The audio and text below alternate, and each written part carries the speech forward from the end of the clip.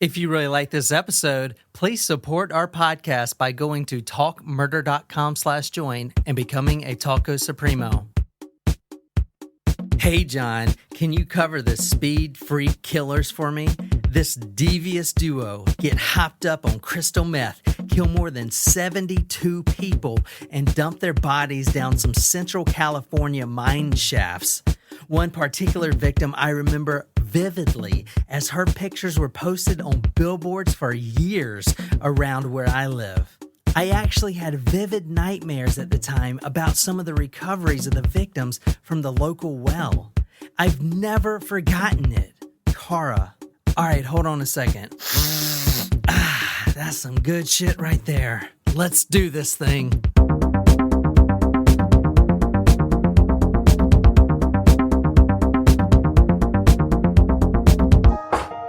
Jesse, do you want to build a meth lab? Come on, let's go and cook.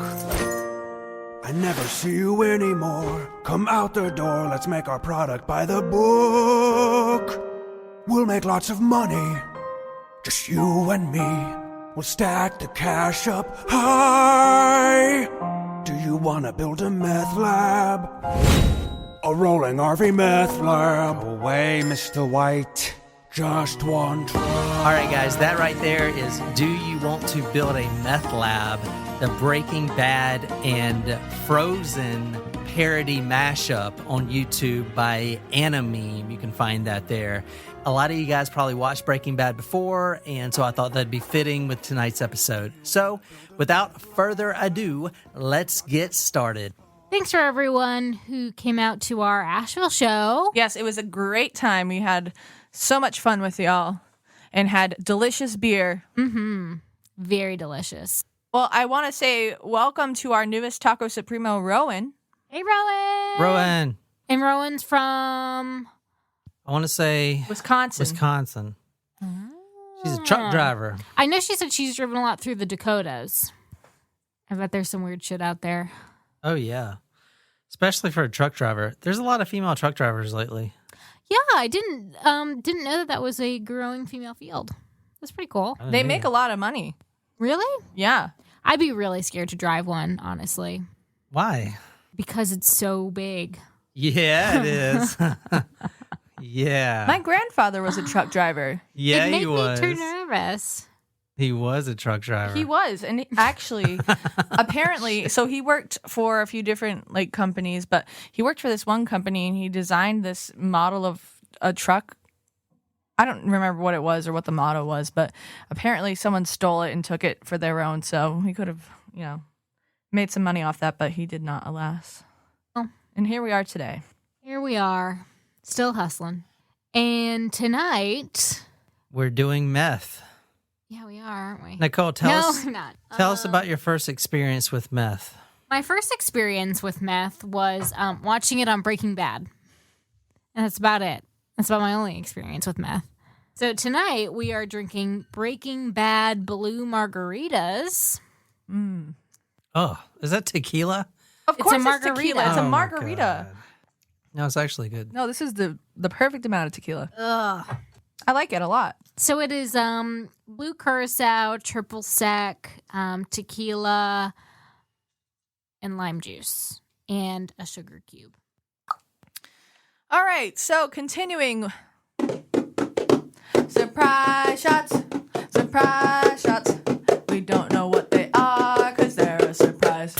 But tonight there actually are a surprise. We're continuing with our 12 shots of Christmas, and somehow the bottles did not make it into the box of shots. So I truly do not know what we're drinking tonight. So you're going to have to give me a flavor profile and I'll be able to tell you so I can sing my song. But you did buy them, so you can probably figure them out. I mean, let's talk about my short-term memory for a second. It's pretty much non-existent. Did y'all at least clean these out? Yes. Yeah. All right. You going first? Hold on. I don't know. I fucking hate this segment. It's my favorite. I can't wait till this Christmas is over. Christmas sucks, man. We only have one more episode to record here's my together. thoughts about Christmas is Christmas. bullshit. It's a bunch of I get really materialism, sad. I'll bullshit. return your presents. Wait until I sing the song. But let me first say that I get really sad. John. I get really sad around Christmas time because I feel like it's... Did I already say this? I feel like it's more romantic than Valentine's Day, and like I'm just by myself. And I'm not trying to throw a pity party. I'm just saying, like, I love Christmas for like the family aspect and like there's just a good feeling, but it's also sad for me. And that's why we drink. I mean, I guess I used to feel that way too when I was single, so I get it. I don't feel that way at all. On the seventh shot of Christmas, John picked from the tree. It smells like pool water. Ew. Chlorine? Oh, fudge. Pearl blueberry vodka. Yes. On the eighth shot of Christmas, Nicole picked from the tree. I think that might be another Crown Royal apple. Crown Royal apple. Jen, you seem like you do not like this anymore. On the ninth shot of Christmas, I picked from the tree. Jen drank from the bottle. I don't know what that was. Okay, let's get started. All right, tonight's story. Well, so the hint was speed freak. Well, you kind of made the hint meth. Meth. The And hint, then you said speed freak would be better. and meth, yeah. So what? But speed and meth are not the same things, are they? Yes, they are. Really? Is it just a slang No, it's just a terminology? slang term. It's like, when you go buy crack, you can also say, hey, you got crank. They know, like the guy in the yellow parka knows that you're buying crack. If you say crank or dope or, I thought dope was weed. or nuggets. Yeah, I thought dope was weed too. No, dope could be anything. Y'all need to. Dope is just drugs? Yeah. Yo, you got some dope? Where are we going? Who are we killing, Nicole? Meth. Well, I feel- actually, meth kills a lot of people on its own. I know, but there's a couple places where it's like prevalent. Isn't it? I know it's prevalent in like Cape Cod and stuff like that. There's a big meth problem. I thought it was heroin. Oh, you're right. It's whatever they can get their damn All right, hands all on. right. Well, Breaking Bad was in New Mexico or Arizona? New Mexico. All right, I'm going to say we're going to New Mexico tonight solely for the fact that we're drinking Breaking Bad cocktails. And I think there is a serial killer who is lacing his meth with like cyanide or something like that and killing people. All right, Jen, go ahead. Canada. Good guess. They don't do meth in Canada. Sure they do. You sure you don't want to change your answer, Jen?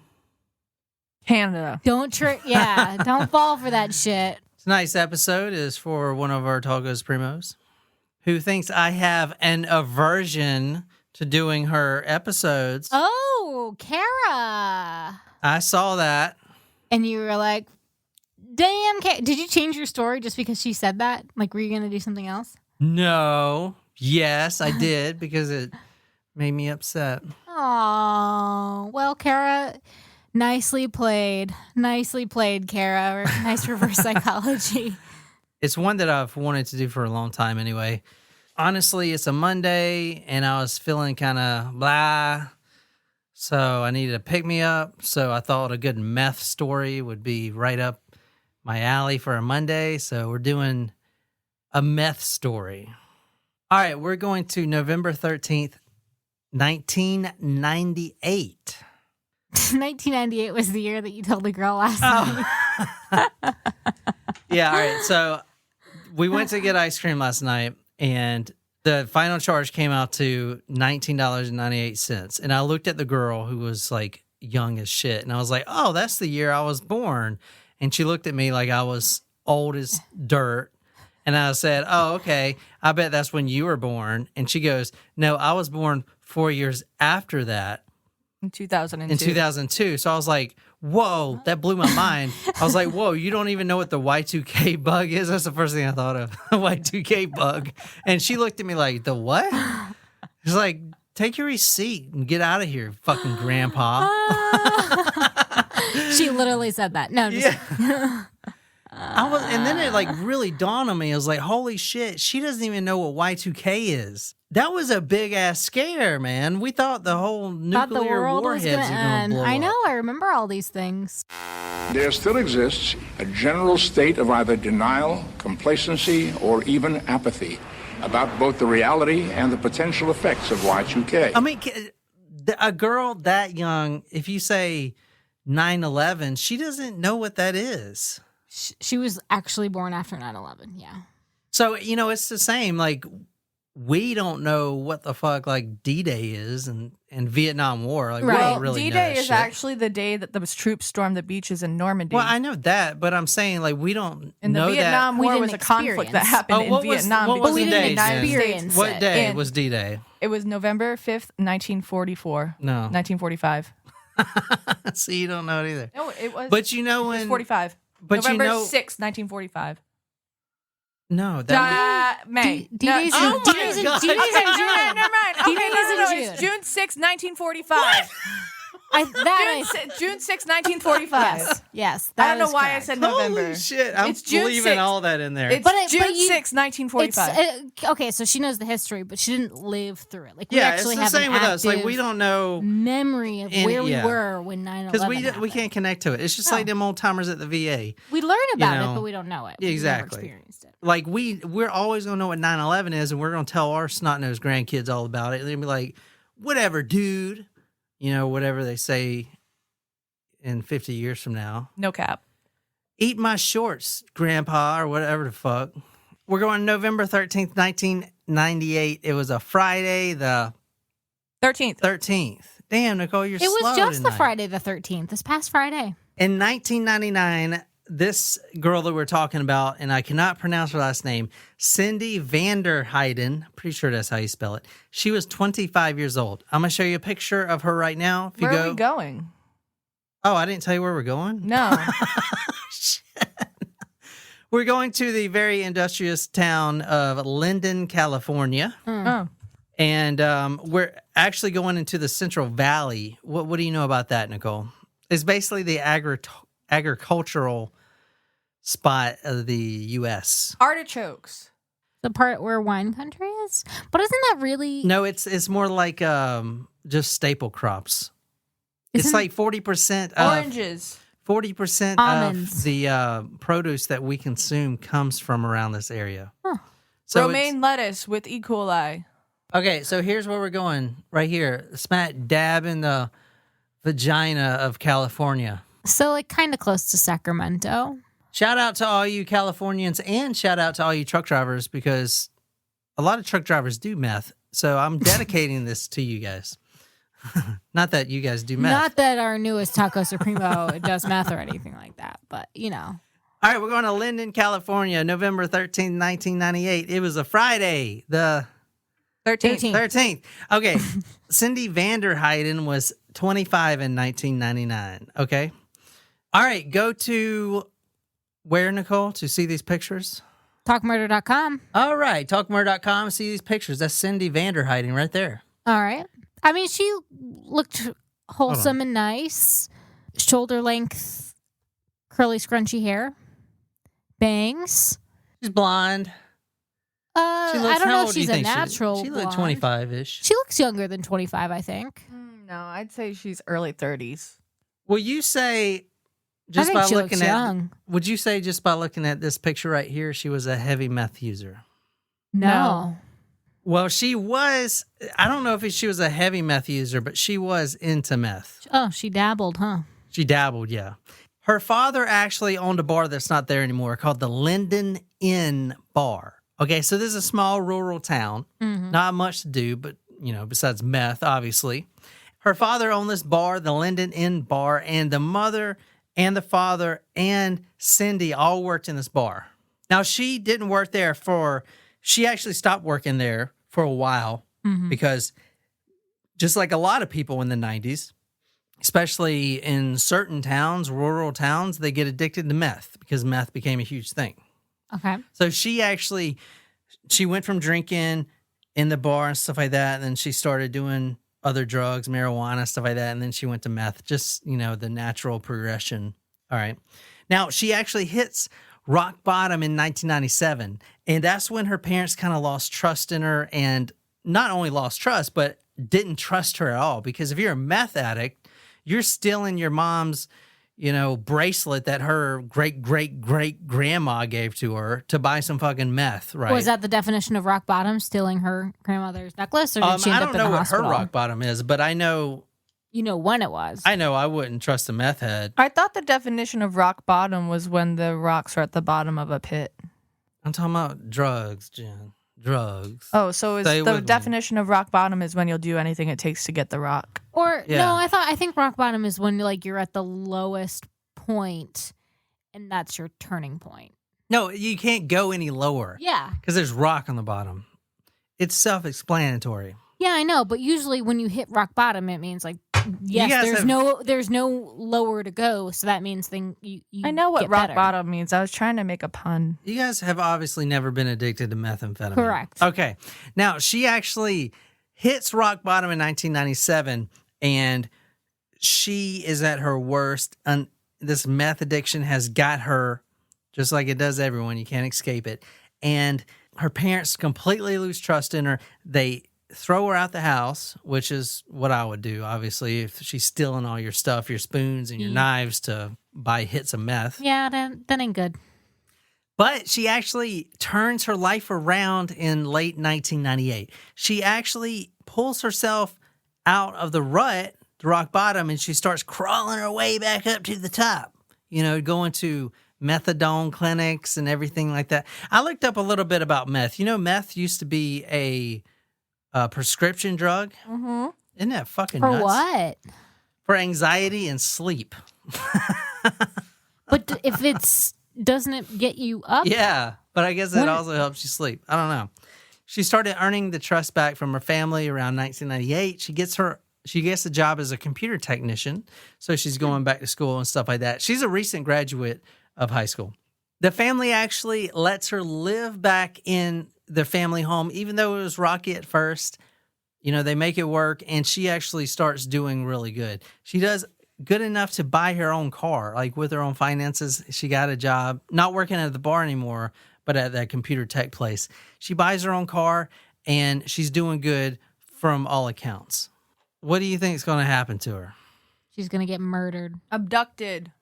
By aliens? What's that one documentary we were watching?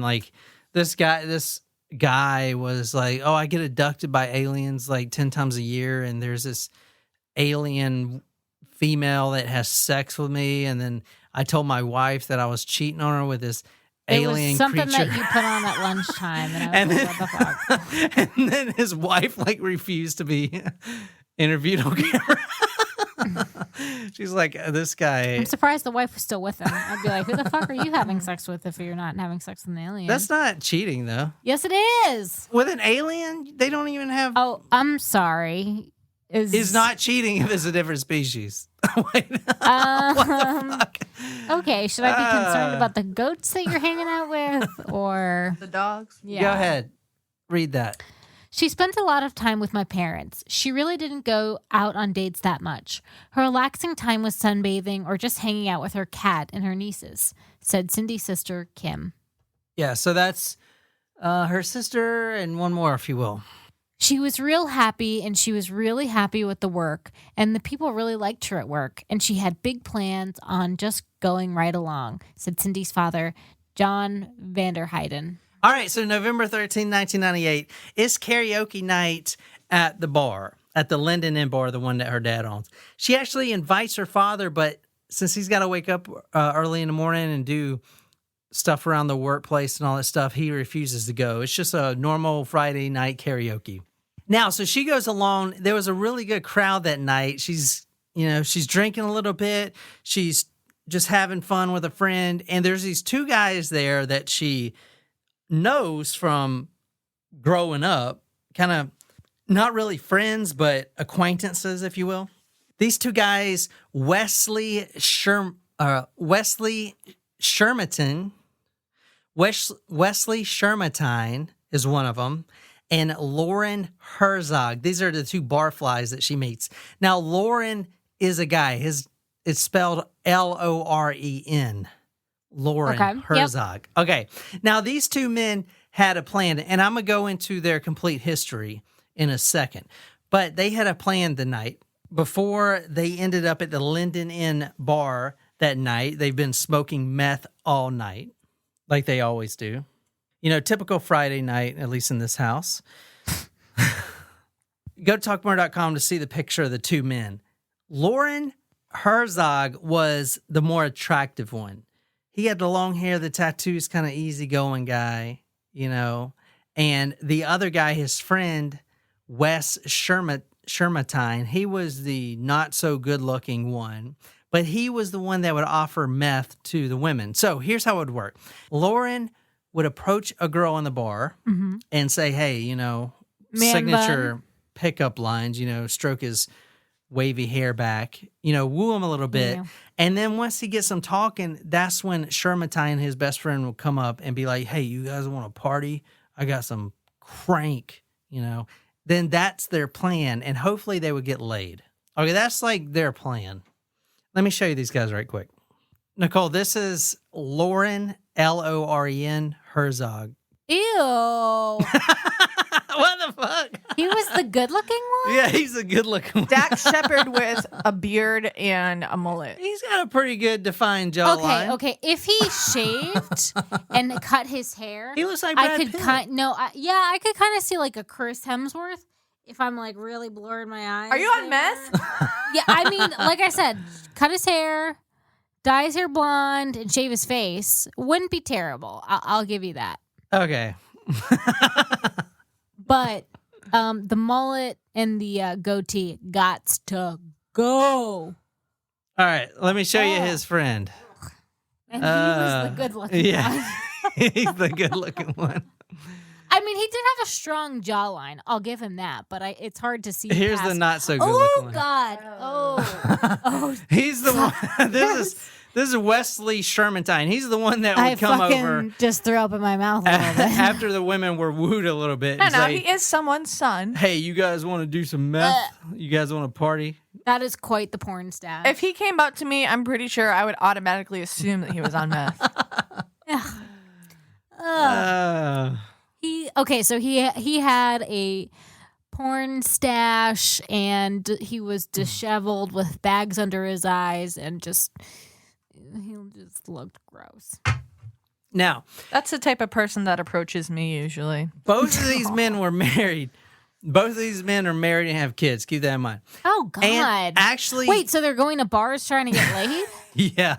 What the fuck? Well, they're not really trying to get laid. I'm gonna tell you what they're doing, but they're talking and all this stuff. Now she has to go. Cindy has to go to work early in the morning, but they ask her, "Hey, you know, we're having fun drinking and doing shots of tequila and all this stuff, but do you want to party? Do you want to really party?" Now she's been sober as far as meth for, you know, going on, I don't know, a little over a year. But the addiction is real. You know, she really wants to do some meth when she sees it, right? I mean, once an addict, always an addict, right? I don't know if that's the saying. They all three leave the bar and they go to the local cemetery and they all start doing meth right there. The cemetery, the hot spot to do drugs? People are dying to get in there. I don't know. They just went. I mean, because there's no cops that are going to come around there. It's like an old cemetery. Like a common thing. Oh no! I mean, for meth heads, yeah. Yeah. Meth heads like, don't I really wonder care if where they do it. cemeteries are a hot spot to do drugs, is what I was alluding I mean, I guess they're private. I don't know. They go to the cemetery, and that's when Shermantine usually makes his move because he's got to wait until the girl's either completely wasted or completely high on meth or all of the above to actually get some, right? So he starts pressuring her into sexual acts. All right. So he's pretty much assaulting them and raping them. Yeah, he's assaulting and raping. She actually refused. And that, as you'll see, you don't refuse this guy because he gets really pissed off. He starts punching her in the face. Boom, boom, boom, boom, with both of his hands, right? Now, they're a little bit outside the car. They're not in the car. They're kind of like leaning on top of the car. He then pulls out a knife and puts it to her throat. Now, at this point, he's demanding oral sex, okay? She's screaming, all this stuff, but they're all high on meth. Then he rapes her while the friend is watching. Then he can't let her live Because, I mean, they know the dad. They know her dad and everything. They know the bar owner and everything. So they have to get rid of the body. They have to kill her. So he cuts her throat. This is Loren Herzog telling of the event right here in his perspective. I want you to keep in mind that both of these guys blamed all these murders on each other, right? So do we feel like we have a good sense of who committed what? Theories vary, but this is what you got right here. Cindy Vanderhyde has been missing for quite some time. And you've spoken with Detective Shuffle, you've spoken with a few other people, and have provided several different statements. Some of which we know to be true, and some of it we know not to be true. She kind of went back to go back to her car. She said that several times, Wasn't going that way. I'm still in the backseat to say something. Okay, let me try to translate what this dude's saying. Basically, he's saying he's in the backseat of the car, and Wes, his friend, is getting rejected and all this stuff, and she's like, I want to go back to my car, all this stuff. Mm-hmm. So it's hard to understand this guy. He started telling her to do stuff, and it's kind of a back and forth argument kind of thing. And I needed to do stuff as in sexual acts, I guess is what you call it. And he's getting wilder and wilder and wound up more and more. I told him at one point, Wesley, don't kill her, man. Take her back to her car. When I got out of the car, I started backing up on top of him, but holding her down, And I guess mostly towards the end, I remember just letting them natural. Okay, so what he said right there is Wes was on top of her, holding her down. He slits her throat, and then did you hear what he said? Wes says, as the throat is slit, he says, let it come naturally. Or, excuse me, he says, let it go naturally. That's what he tells Cindy after he slit her throat. Just listen one more time. On top of him, but holding her down, Just let it come natural. You see? Let her go naturally. So Wes is actually telling Cindy after he just slit her throat, just let it go naturally. Basically go into the light, die or whatever. You know what I'm saying? Yeah. Kind of fucked up. Let go. Yeah, let go naturally, whatever. So those are the fucking... So he's saying it's this guy. Is the other guy saying it was the other one? Yeah, we're talking about Tweedledee and Tweedledum tonight. All right, this is... The body was then disposed and later recovered mixed with bones of multiple other victims in the Calaveras County decommissioned mines. Around this area we're going tonight, there's a lot of old mines, from that thing in California. What was it called?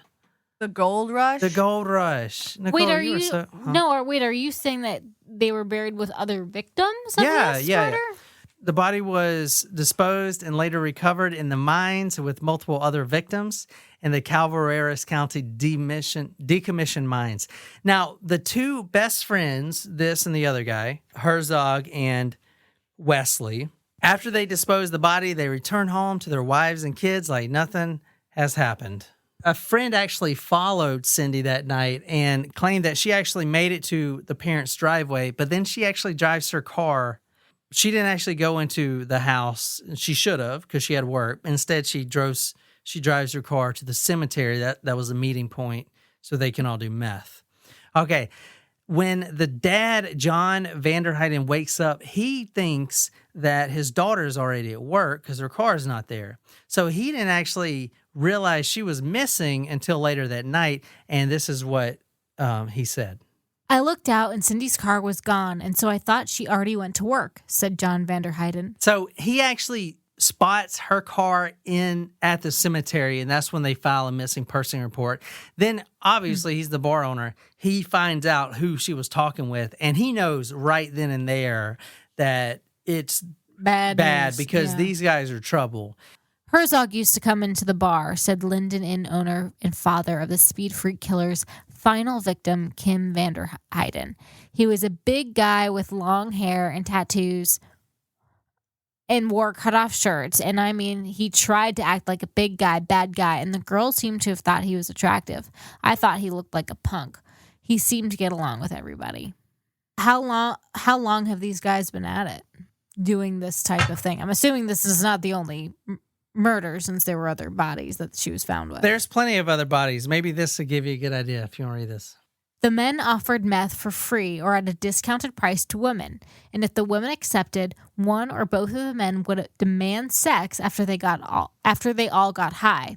If the woman refused their advances, she would be murdered and thrown in a well. Ooh. So that's basically what we're talking about tonight. This story, as I said, is for Cara. This is the Speed Freak Killers.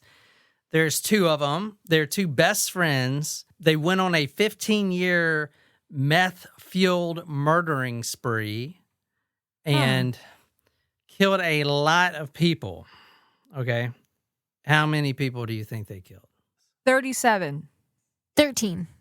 This is Pat Withrow, the San Joaquin County Sheriff. There have been numbers up to the number 100 bodies out there that could be out there still. What? So those families deserve closure, and it's our job to do it. 100 bodies buried out there in the mines. They're still finding bodies to this day. There's probably the count is somewhere between 20 that they know for sure, and the private detectives and investigators surmise is about 70, but now they're thinking it's over 100.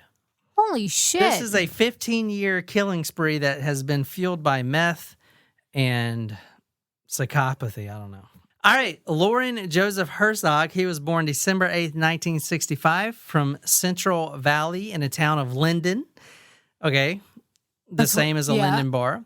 California, he was handsome, unless you're Nicole and she doesn't think. That's like, he had a good California vibe going on, like the surfer vibe. I mean, like he could have done things to his appearance to be more attractive. And then, again, he's also on meth, so he probably doesn't look as good as he could. It's probably true. Now, he was handsome, that's a quote from a newspaper, and never without a date. Their words, not mine. Long hair attracted many women, started a family during the 1980s, and that time he actually started tattooing himself. He had a few. One said, made and fueled by hate and restrained by reality, and the other one... And That's a lot to tattoo on yourself. I wonder how long that took him. Yeah, no shit. Like, also, where was it? Like, that's a long sentence on to his put leg. somewhere. And the other tattoo on it his like spins his. the other tattoo on stand. his leg said, "Made the devil do it." You know, like devil made me do it, but his is "Made the devil do it." Wow, that's dumb. Yeah, he's dumb. He has a lot of pull. These are Yeah. just District Attorney Thomas Testa think their relationship played on each other's strengths rather than being totally dominated by Shermantine. In terms of how the duo picked up their female victims, Loren was the good-looking rock and roller. He opened the door, Testa said. Wes was the one who got them and killed them. Wait, so how did they meet? I'm going to tell you that right now. I didn't know if I just missed that part. Sorry. All right, Wesley Howard Shermantine. Well, you said that correctly the first time. He was actually born on February 30th. I put February 34th. What the fuck? He was born. Also known as March 5th. He was born on February 24th, 1966. Now, he was actually born in an upper class family. The paper said upper middle class, but it's actually, was born into a pretty wealthy, at least for us, lifestyle. His father was a very influential and very prominent building contractor in the Central Valley. They meet because they go to the same high school. They become best friends in kindergarten. Oh. So these guys were in kindergarten as best friends. Now, there's a dynamic that is here that is very important to see, and you'll see in a minute, and you'll see later in this episode more of it. But Wesley Shermantine is the bully, the aggressive, the demanding one, and then Herzog, the best friend, is polar opposite. He's quiet, shy, pushed around type of thing. So it's a very dynamic relationship. Hey guys, Nicole from Talk Murder to Me here. As you know, I love puzzles and games, almost as much as I like true crime. When I want to challenge my brain, my go-to game is Best Fiends. It's a game you can play right on your phone without using the internet and your data, which is perfect for traveling or when I'm somewhere where the service is terrible. So Best Fiends is honestly a lifesaver. I love having something to do to actively pass the time, and it's so much better than scrolling through social media over and over. I just made it to level 30 and I only started playing a few days ago. It's engaging and a casual game that anyone can play, but is made for adults. It's colorful, entertaining, and I'm totally obsessed. Jen, John, and I are trying to get to the new levels as fast as we can. Engage your brain with fun puzzles and collect tons of cute characters. Trust me, with over 100 million downloads, this 5-star rated mobile puzzle game is a must-play. Download Best Fiends free on the Apple App Store or Google Play. That's friends without the R. Best Fiends. Shermantine is a bully. He bullies weaker kids on the bus. He's just uses his weight to just push down little kids. And he even beat up his own friend, Herzog, Loren Herzog, in kindergarten. And ever since that, he says, quote, I've been scared of him for so long. There's only one person in the world that scares me, and that's him. And that was after he beat him up really bad in kindergarten. Wow, he said that in kindergarten? Yeah. No, I think that is what he got beat up in kindergarten. So here's him talking. Have you ever tried to fight him yourself? Yeah, I was in kindergarten. But how about now? Do you think you could take him? No. That's the problem, I guess, because I don't think I can take him. But he was in on it. That's kind of a cop-out. Bargain with him, more or less. What's that? I said, but he was in on it. It's not like he was... Yeah. All he needed to do was not partake if he wasn't interested in it. You know what I mean? Yeah.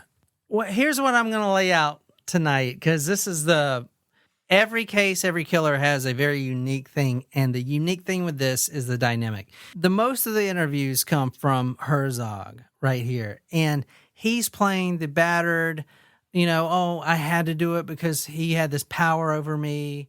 He made me do it. I didn't want to do it type of thing. Ever since kindergarten, he used to beat me up. He used to bully me. And he always had this power over me, as you'll hear. Okay. So he actually blames it all on his friend, saying that he was, if he didn't do it, his friend would kill him type of thing. You know what I'm saying? But yeah, you're right. He was definitely in on it. Dolly Shermantine, the sister, says, quote, we were spoiled growing up. Now, they had a game room, pool room, darts, video games, new clothes, allowances. And Wesley Shermantine actually got a brand new car at 16, like a nice convertible car. They grew up in a nice, lavish lifestyle. They had everything. I mean, his dad was basically rich, and they got everything they wanted. Now, Herzog wasn't as wealthy, but he was still middle class. What did Shermantine's dad do? He was a building contractor for the Central Valley, and very prominent one, made a lot of money, had a lot of jobs, contracting jobs, stuff like that. The reason I'm telling you all this is because when these killers actually get caught, these speed freak killers, the psychologists come in and try to figure out why they went on this 15-year killing spree. Ooh, question. Yeah. And you don't have to know like their exact IQ, but like were they intelligent people? I've watched the entire interrogation from Loren Herzog, and that guy is dumb as rocks. Well, he is about as dumb as I've ever seen. I mean, just complete stupid. Was and the other guy smarter? I doubt it. I mean, they're both on meth. How smart can you be? Well, I just think it's interesting. Like, one had a stronger influence over the other. Well, so they killed at least 20, maybe 100. Well, just let me get on it. Okay. The father actually spent plenty of time with him because psychologists, they look at a serial killer and it's like, oh, was he neglected as a kid? Not in this case, because the father spent a lot of time with both because they're best friends. The father would take them hunting, fishing. They would explore the mines. And this plays into where they buried all the bodies because they know all the good spots, right? And was Loren's parents involved in their lives or just... No, there's an interview with Loren's dad, and he seems more strict, and it seems like he didn't like Wes at all, but there wasn't as much involvement as I could see. They would spend all the time at Wes's house. He got the game room and all that shit. Yeah. Now, many experts say that these men, because they loved hunting animals, they loved guns a lot. They got pictures, thousands of pictures of them as young lads with guns and killing deer and all that stuff. Many experts will say that the two men twisted hunting animals into humans, what they called the ultimate kill. Ooh. It's like the that short story, The Most Dangerous Game. Oh, yeah. I remember You know? that story. I read that in high school. Yeah. In sociology class. Was that the one with the lottery? They had, I think like, that was a lottery different numbers? one. That's the Hunger Games. No, it was a short story. Yes. Oh, that's but- The Lottery by Shirley Jackson. Maybe. That is The Lottery by Shirley Jackson. I think You you're know, right. when they pull the number and then they Yeah. get killed. Yeah. Yeah. But The Most Dangerous Game, I remember that one too. I think they're known as family that pretty much does what they want to do. If you got in their way, I think they probably dealt with you in a way that wasn't to walk away or turn the other cheek, said Cliff Johnson, a former sergeant with the Stockton Police Department who worked the case. Okay, so he's talking mainly about Wes Shermantine's family. The father and the mother were both alcoholics, and especially the mothers, we see in a lot of cases, she was just brutal. Now, when Wes was growing up, they were abused. All the family was abused. Even though they were rich, they were still abused. They would actually make Wes dance around the room while the mother and father were completely drunk and shooting at his feet, like with real guns, like boom, boom, shooting at his feet, like in the fucking cartoons, right? And you dance. Pew, pew. And if he moved, then he would have to stand there longer. Now, the mother was the worst. And, as I said, the father was a contractor.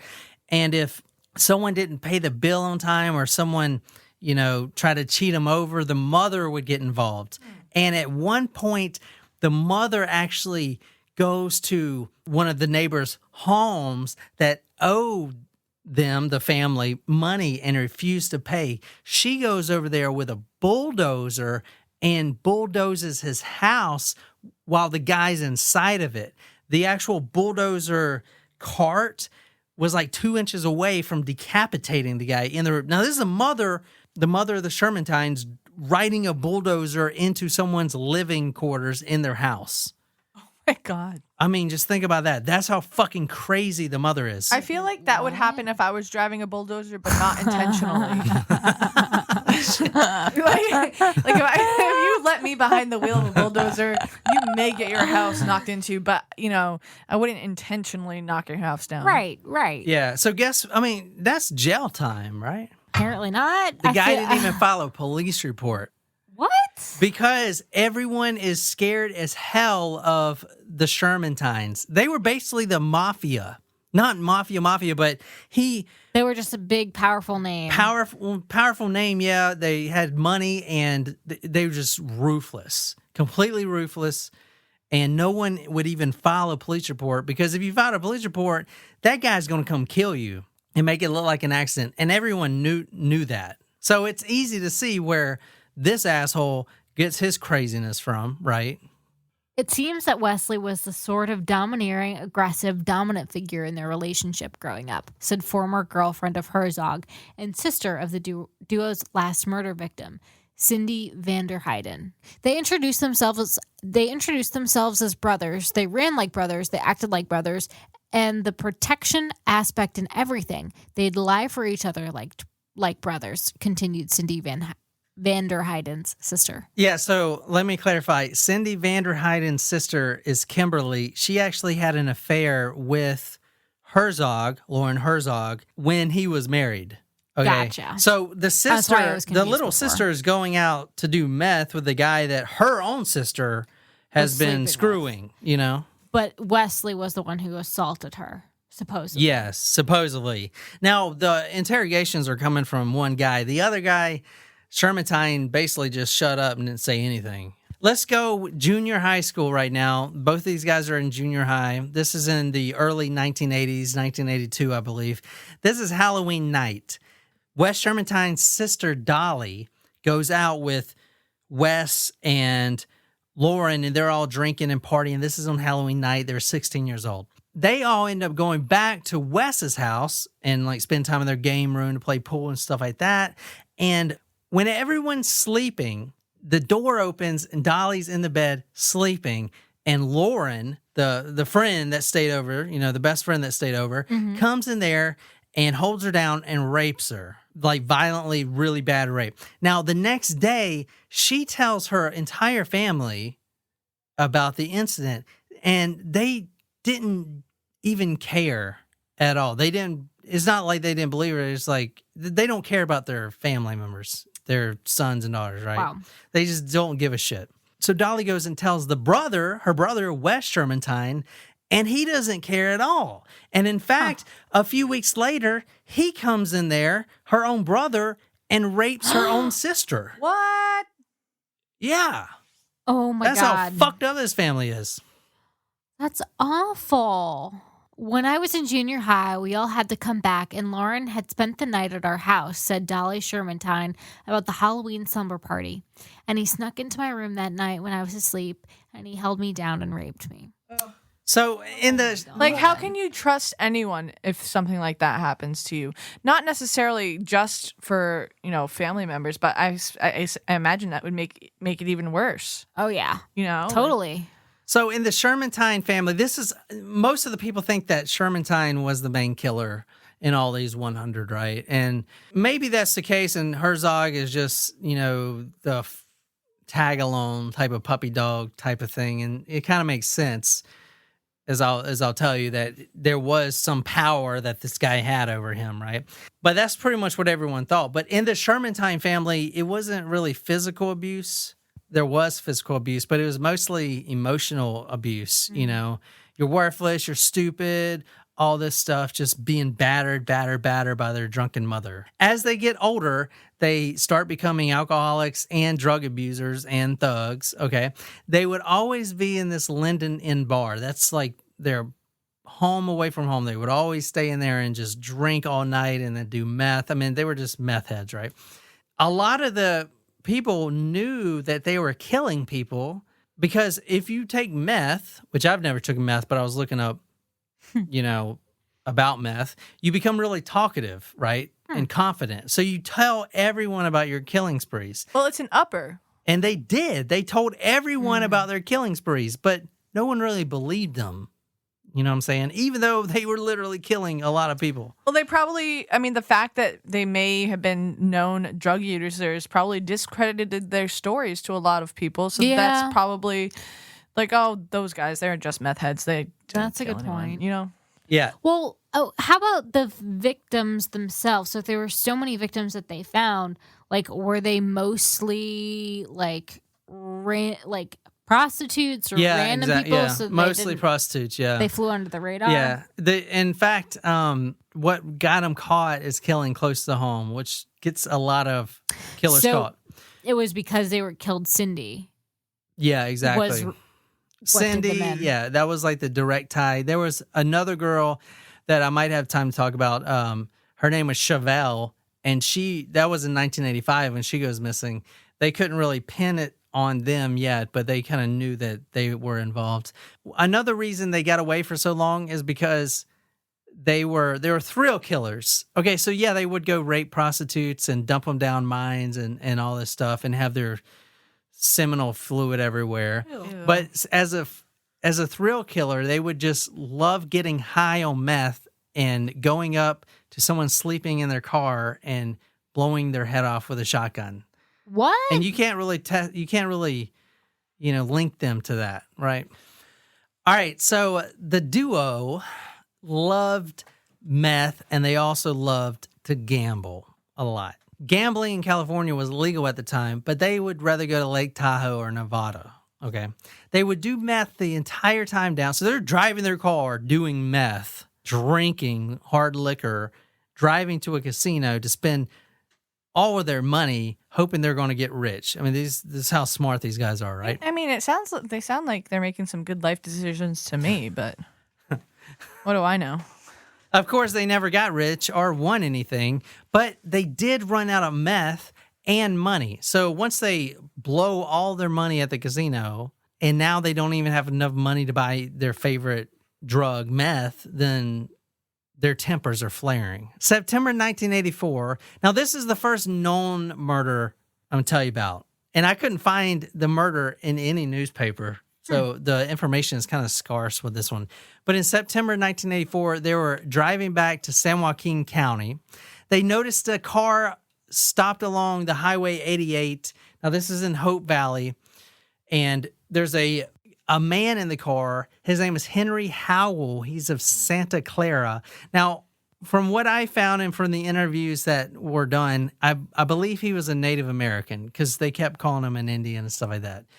But I couldn't really find much more information about that. But we do know that he was pulled over to the side of the road because he was sleeping off an intoxication, right? He didn't want to drive because he was drunk.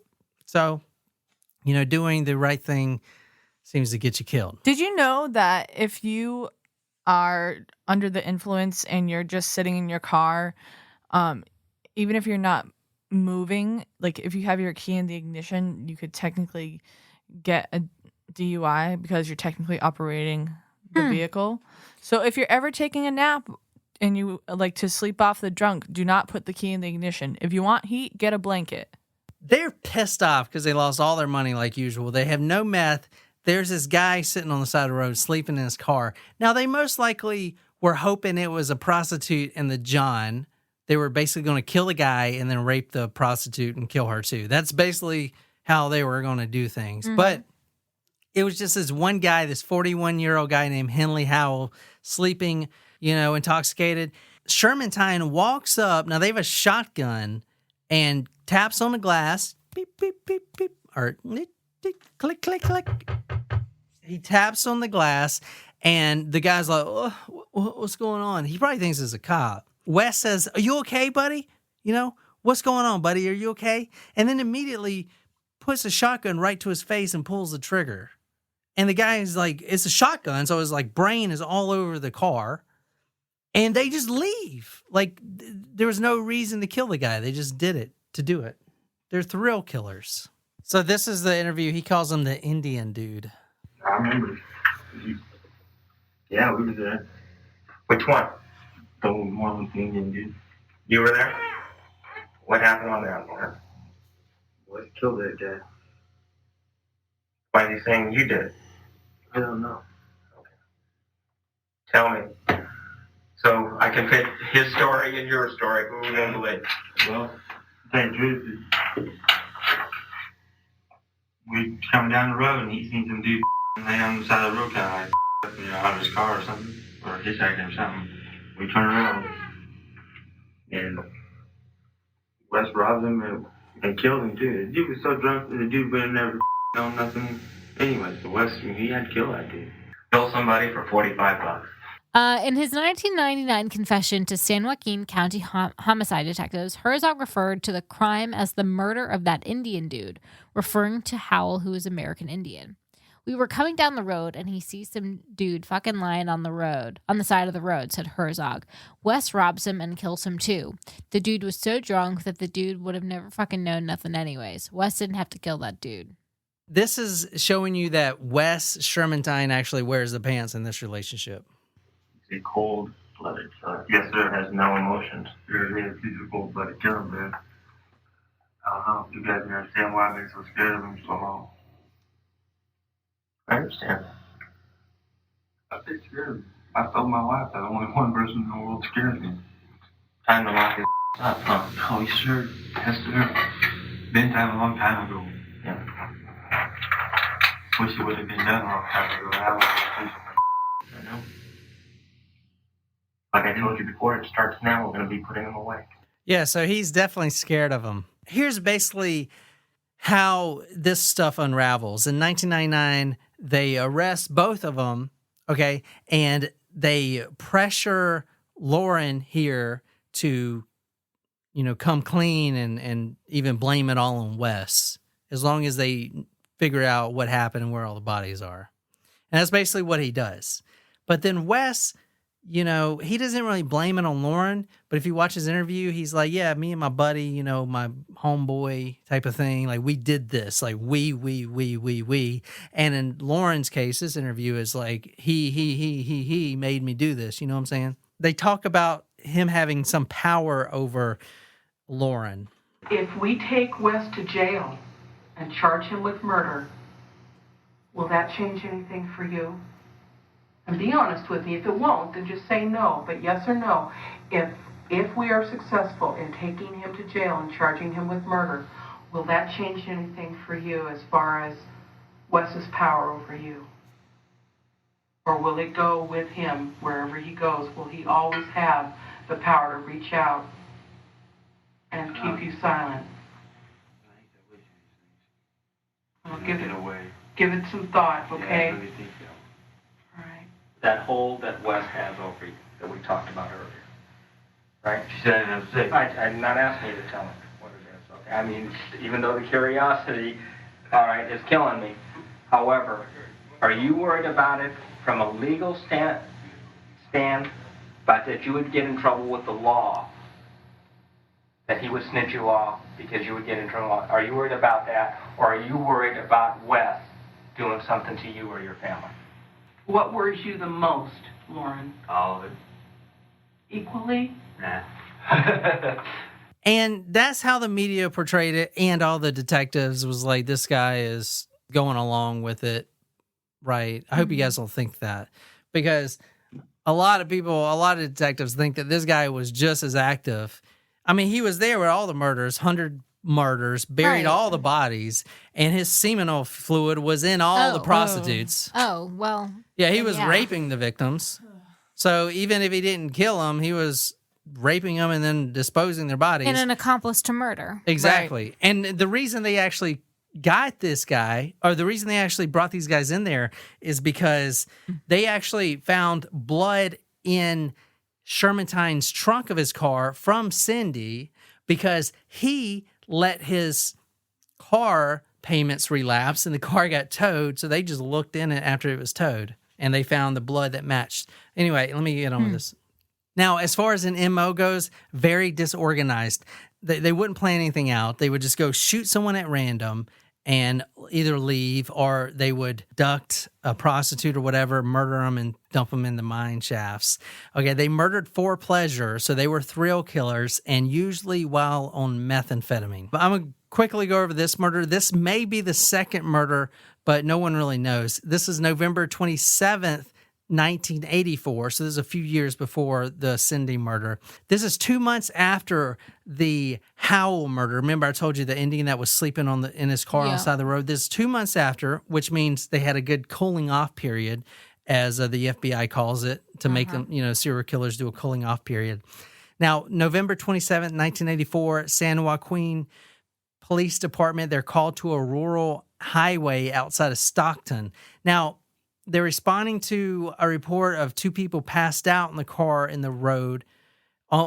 Now, this is in the area where prostitutes would bring their johns, because it's private. Both of the victims, Howard King, a 35-year-old, and Paul Raymond Kavanaugh, 31, were both dead with gunshot wounds. And there was no clues. There was no way they could connect these guys with the Speed Freak killers, because, they shot them and then booked it, right? And they didn't even know these guys to start with. Mm-hmm. So they just did that just for a thrill, to get adrenaline, kill two people for adrenaline. Now, this is actually where they made their first mistake, because the tire impressions were left in the dirt, and later that linked to Wes Shermantine's truck. So no one knows for a fact how many were killed, but they were both tried for 4 murders, first-degree murders. Okay, so tell me, what do you think the sentencings are? Hopefully 1 count of life in prison per murder. How many people were in the car? You said 2, I think, right? I think there was. Probably should have remained silent. I don't know. Like I said, like I told you, we already know what happened. Okay. Now it's your version. Are you happy about this? No way. Were you happy about it then? No. During September of 1985, do you know of any girls or anyone that Wes Shermantine had killed during that period of time? That must be one.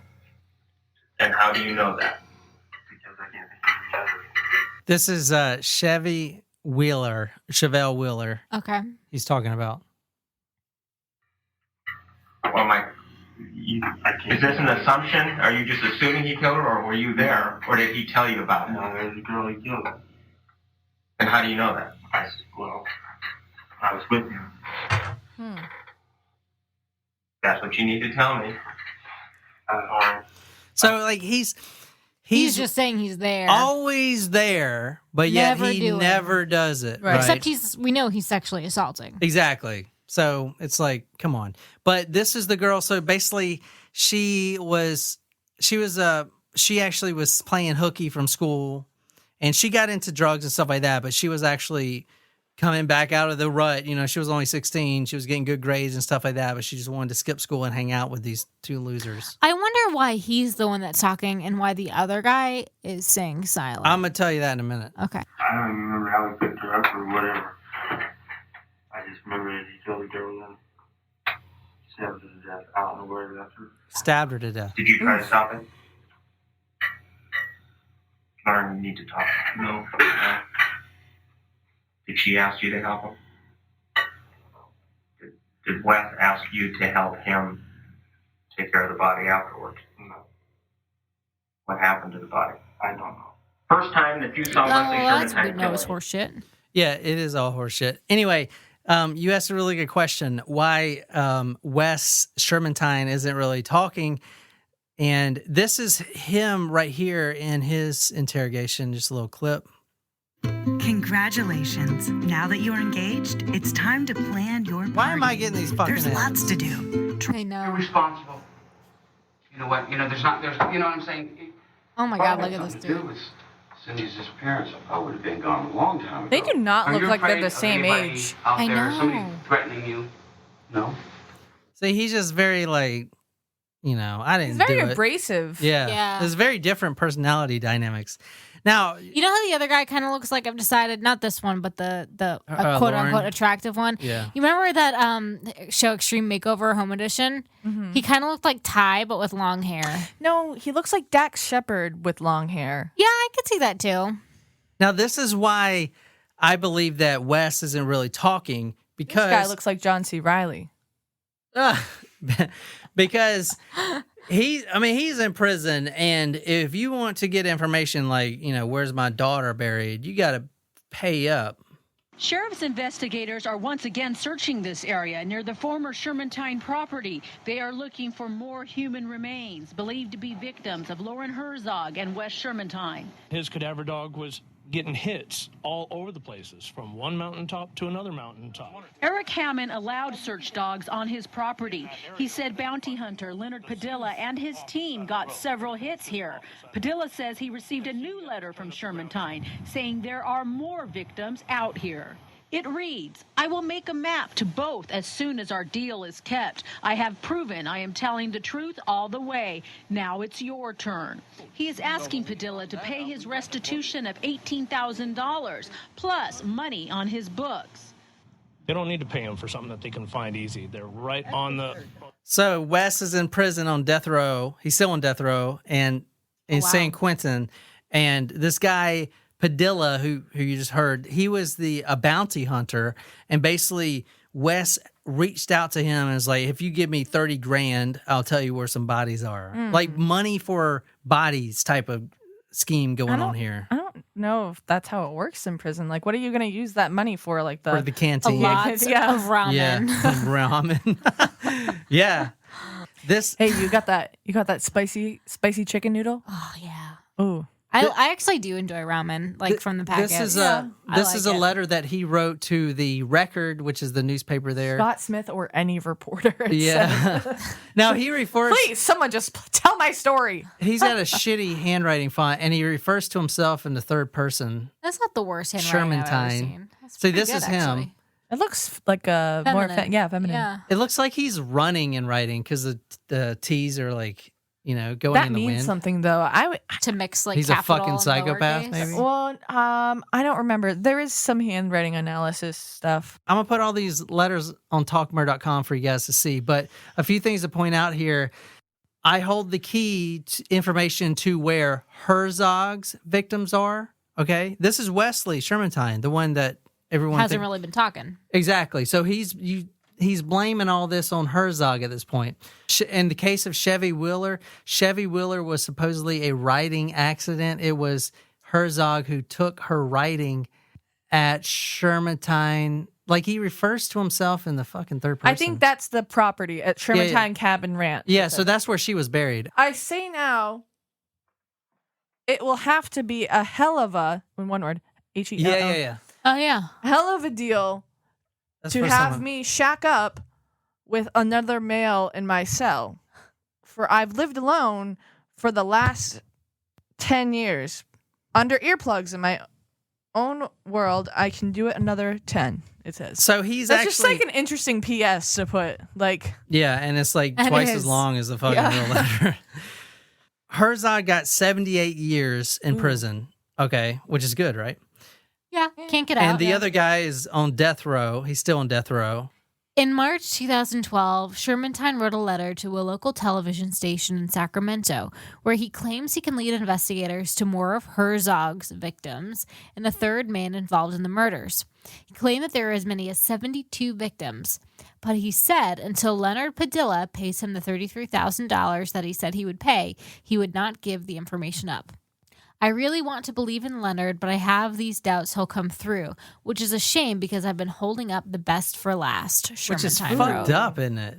You know? Also, it's interesting that he is saying Herzog's Exactly. victims. yeah, and it's also interesting that he is clearly saying that he's withholding information from police.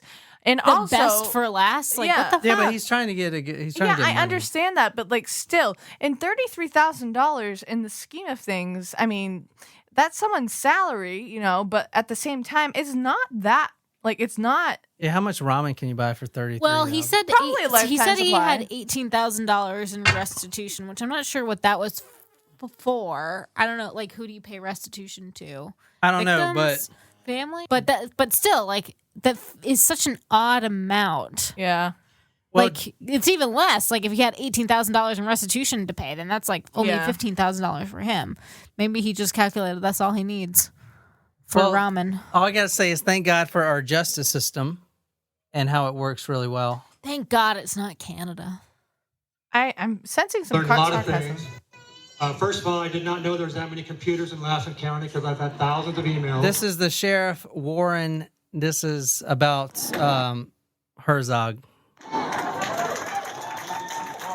But the underlying tone of a lot of the emails is how can we allow this to happen? And I could go into some of the things that have caused this to happen, such as what they had said there. We did not know about this, not even in the slightest. We get compared now to Modoc County, we get compared to San Joaquin, we get compared to Tehama County, and the biggest difference, in fact, the only difference really, is that they had a lot of lead time. I don't know if that's why we didn't have lead time. Okay, here's basically what he's talking about. And this is kind of hard to explain, but I'm going to try my best. We believe in you. This is what he's talking about right here, if you want to read this, Nicole. Herzog was at the beginning of a 78-year prison sentence for 3 murder convictions when appeals court in 2004 ruled investigators illegally coerced his confession. Ooh. Without the confession, prosecutors said they were left little evidence and had no choice but to offer Herzog a deal to plead guilty to voluntary manslaughter for the killing of Cindy Vander Heiden, 25. His 78 prison sentence was reduced to 14 years. Shit. And he was released on parole in September 2010 after serving 11 years. What? With credit for time served dating back to his 1999 arrest and time off for good behavior, the prison system was unable to hold him longer. Holy shit. Oh, I feel so defeated now. Wow. Why was that sheriff so excited then? No, he wasn't. He was saying, because that guy, here's how it worked. In his last 3 years of parole, he has to be in prison, but he gets moved to this sheriff's town, and the sheriff didn't know. This is like his little county, and there were protests everywhere because this serial killer's moving in town. And on his While he's still in prison, you mean? Well, on his parole, right? Okay, he's out of prison, and he's on... Kind of. The terms of his agreement, I don't think has ever been done like this, is he's out of prison, but he has a trailer that is in prison. So he's got his own trailer inside the prison fence. I'm sorry. And he can leave and go as he pleases I have out of the never heard prison of and this everything else, before. as long as he comes back to the trailer. He can go into the bars, kill people, do meth, whatever, because he's basically free, but he's got to live on the prison for a few years. What? It's fucking nuts, This is man. quite the arrangement. So it's like he's like not. He doesn't even have to pay rent or anything. He's literally like he's got a day pass. Yeah. Maybe I could commit a crime at like Disney or something, and they can set me up with one of those deals where I That'd be have to cool. live on the premises. I mean, honestly, though, when you think about it, like in order to do that, you'd probably have to sell your soul to the corporation, and I'm not about to do that. Hey, read that. I want to put it in. Disney can't be that bad to sell your soul to, right? I mean, there are worse I've heard there are some organizations. ties to the Illuminati, but we're not going to go into that. Right? Shermantine, he's on death row. Right. Trying to avoid a death penalty if it ever Right. comes back to California. So what he starts doing is, you saw that letter, he starts saying Herzog's playing ground, and this is where Herzog did this and that and the other. Now, when he's coming out and he's saying, hey, I'm about to let you guys know all these bodies, where all these bodies are positioned. Mm-hmm. He's giving prosecutors a reason to arrest Herzog for different murders. Exactly. So that it's not double jeopardy. Exactly. Bingo. Which, did you ever watch that movie? No, I don't think I did. It was with Ashley Judd. That was actually a really good movie. I've heard of it, and I meant to watch it, but I just have never seen it. Just add it to the list of the other movies I've never seen. I watched it like fairly recently. I think it was on like Amazon Prime recently. You know what I think? It was good. You know what I think I'm gonna order, and I'm pretty sure we've had this conversation before, but I'm gonna order that scratch off movie thing. Oh, I haven't seen that. It's like a list of movies, and you scratch them Oh, off. cool. I once like you that see idea. That sounds cool. That is a cool idea. That, and we should bring back the movie box. Shermantine's on death row still, sitting there, still giving bodies out for money. Like, he's going to be doing that till the day he dies, right? And justice was not served in this case, or was it? Speed freak killer, apparent suicide in state issued trailer. They didn't really investigate it too much, but he hung himself in his trailer on the prison. Air quote. So before he actually like got out. So is this when the sheriff is getting all excited about this, or no? No, this was, he moved. He just seemed like happy. No, he in that wasn't happy. speech. He was Oh, okay. pissed. If you watch the whole thing, that he got all those thousands of, because they moved to this little county. They didn't even tell the sheriff they're moving this serial killer who's a free man. Yeah, he's got to live at the prison, but he that's can only come going to and last for so long. exactly. too. So he moves down here, and literally a year before he's finally free to go wherever the fuck he wants, he kills himself. This is Loren Herzog in his trailer, his state issued trailer, by hanging himself. Perhaps that's why that dude wanted $33,000. You know what? I don't think he killed himself, because the dad of Cindy, and I have a good quote in here somewhere, said he wants to actually see the body because this guy won't kill himself because he's too much of a coward. He said something to those words, but it makes You're sense. a pussy. If the guards killed him, I mean, justice kind of is served, because he would have got out and killed a lot more people, done meth, and just been a shithead. Or just the fact that he could have walked free when he clearly was had going a to walk part free. in so many murders. That's what I'm saying. I think one of the guards took him out. Because you remember... But that's what I'm saying, is that maybe that's Yeah. what Shermantine wanted that money for, is to pay somebody to go kill him. Well, no, why would he want to kill him? Because why should Herzog walk free when he has to go spend his life in that's prison? a good point. I didn't think about I'd that. be pissed if that Yeah. was if that's that a was good my point. murder accomplice. I'd be like, what the fuck? You get But to go free? That asshole. That shows you the dynamic personalities, because, I mean, they were friends since kindergarten. I would think it was Shermantine then. And Or, like, Shermantine he had something to is do with such it. a fucking evil person that he would kill his childhood friend. I mean, and he would. He was pissed. That's why he was going to release all those bodies. That's my because theory. he didn't want his friend to be out, which is kind of fucking crazy. So that's basically how that story ends. Now, there's been controversy over the sheriff department in Linden because people want them to keep digging, because there's a lot more bodies out there. I mean, there are probably literally 100 bodies, because a 15-year period, you think they just stopped killing people And they are thrill killers. So this is them digging. The scene has really turned into what looks more like an archaeological dig. Jesus Christ. They pulled earth from about 35 feet down in the ground in this old well. It's a century-old well from the 1800s. Look at that shit. It looks like something Jesus or Moses would walk into. And, they're going through. The digging has been suspended now while they sift through the dirt, and they've found fragments of skulls, bones, small and large, human teeth.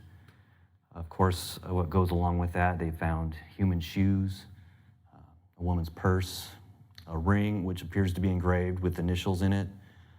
They haven't identified who these remains belong to. Yeah, so they're still finding bodies, man. That was Scott Smith. He Wow. was the reporter for the Record covering the case. That's awful. But let me read you what Kara said.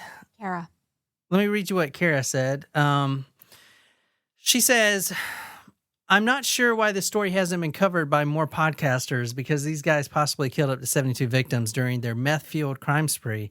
And I don't know either. I mean, I knew about this case last year, and I don't know why I didn't do it, really. I mean, it definitely intrigued me, but I don't know why.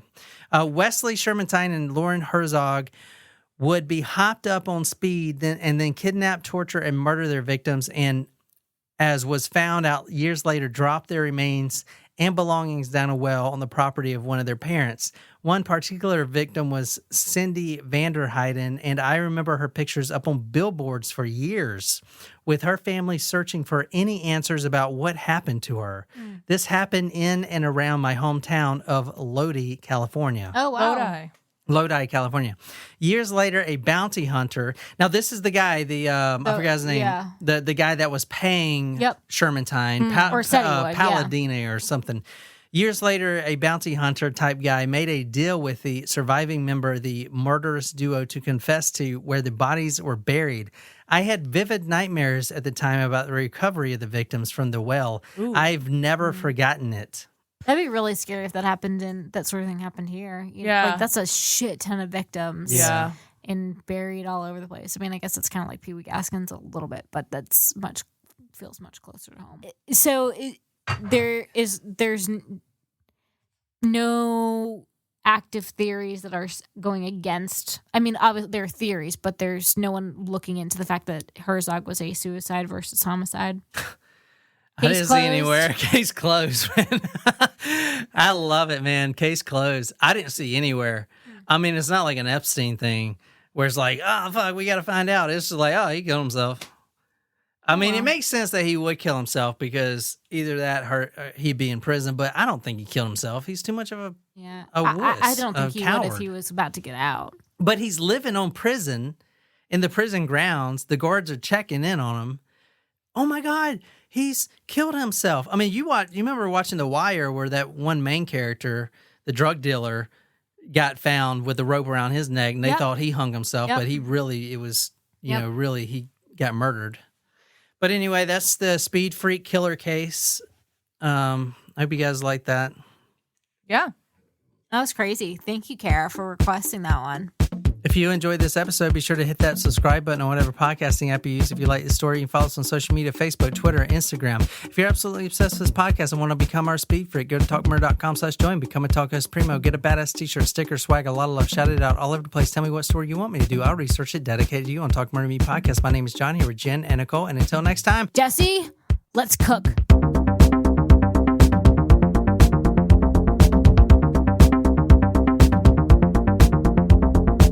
Oh my gosh, when we were walking in the parade, in the Somerville Christmas parade, a couple of friends and I, we were walking. It was after the parade ended, but this guy walked up to us in a trench coat, and he started to say Where is something this to us, going? and I thought he was going to ask us if we wanted to buy any watches, but he didn't. He just said that, have a Merry Christmas. He just so it was opened not as exciting. He You're opened just, like, his waiting trench coat for his erect penis. I was also wondering if it was going there. Yes. How you like this, Jen? And then he runs off. And that guy looked remarkably similar to me.